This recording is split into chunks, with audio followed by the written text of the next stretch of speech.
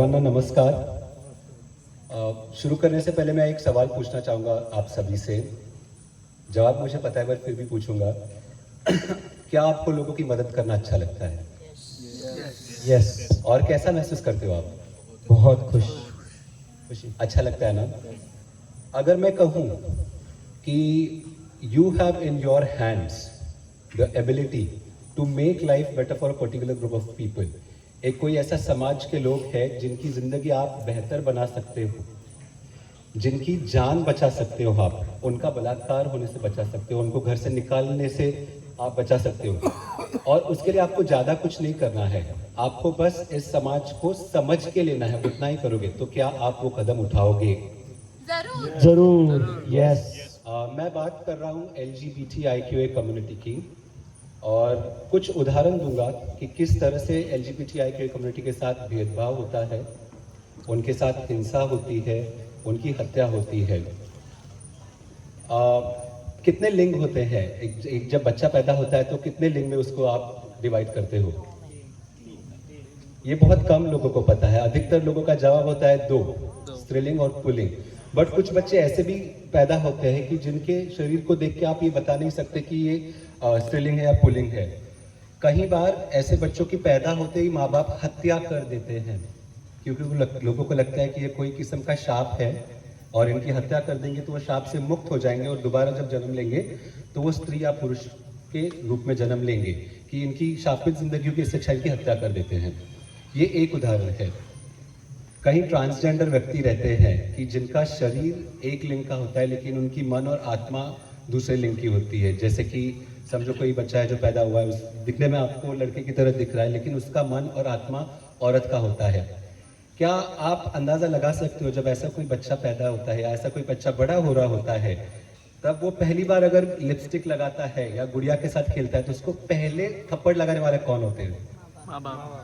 माँ बाप। हमारे पहले अब्यूजर्स, हमारे पहले हेटर्स, हमें पहले वो इंसान जो कहते हैं कि तुम गलत हो, तुम एक डिजीज हो, वो हमारे अपने होते हैं।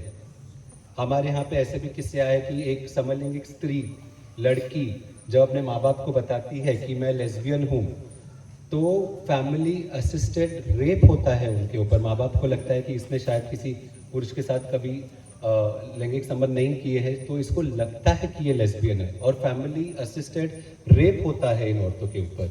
तो ये कुछ उदाहरण है जिस प्रकार से हिंसा हो रही है। आप घर से बाहर निकलोगे, स्कूल जाता है कोई इंटरसेक्स या ट्रांसजेंडर बच्चा, तो टॉयलेट्स मेल फीमेल के लिए है लेकिन इंटरसेक्स बच्चों के लिए टॉयलेट्स नहीं होते हैं। आप देखोगे तो इस वजह से या बुलिंग की वजह से बहुत सारे ड्रॉप आउट्स हो जाते हैं स्कूल से, एजुकेशन नहीं मिलता, स्किल बिल्डिंग नहीं होता, they are force to work, like they are force to do sex work, या बैक करना पड़ता है उनको। तो ये कुछ चीज़ें हैं। अभी सर मेंशन कर रहे थे कि सुसाइड बहुत ज़्यादा यूथ में रहता है। आप देखोगे तो वही रेट LGBTIQ यूथ में बहुत ज़्यादा होता है। और इन सब चीज़ों के लिए कारण क्या है? जब मैं खुद यंग था, जब मुझे रियलाइज़ हुआ कि मैं गे हूँ और मैंने इस बारे में नॉलेज लिया, तो उस वक्त मुझे ऐसा रियलाइज़ हुआ कि समाज में ये जो भी हेट्रेड है, प्रेजुडाइज है LGBT कम्युनिटी के अगेंस्ट, उसका मेन कारण है अज्ञानता, ignorance. What we don't understand, we fear. What we fear, we hate. And what we hate, we try to destroy.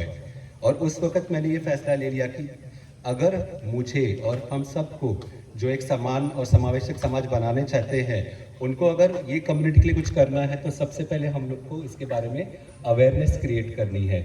Awareness ये कि ये कोई डिजीज़ नहीं है।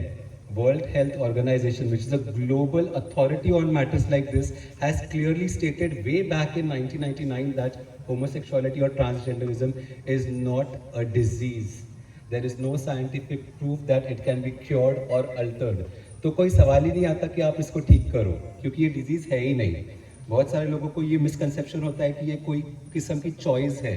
तो आप बताइए कि जब आप when you were entering your puberty, आप जब उम्र आपकी जब आपण ज्यावेळेस वयात आलो त्यावेळेस किसी ने भी डिसाइड किया कि आप किसकी तरफ अट्रैक्ट होने वाले हो, कौन से जेंडर की तरफ? नहीं ना। यहाँ पे कोई था क्या जैसे आप उम्र में अगर आपका अट्रैक्शन हो तो आपने डिसाइड किया था किसकी तरफ? नहीं। तो इट्स नॉट अ चॉइस।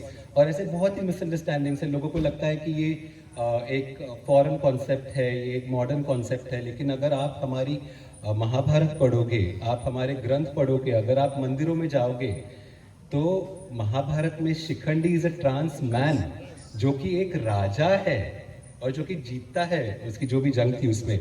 तो our history, our mythology always not just mentioned sexual and gender diverse people but also celebrated them.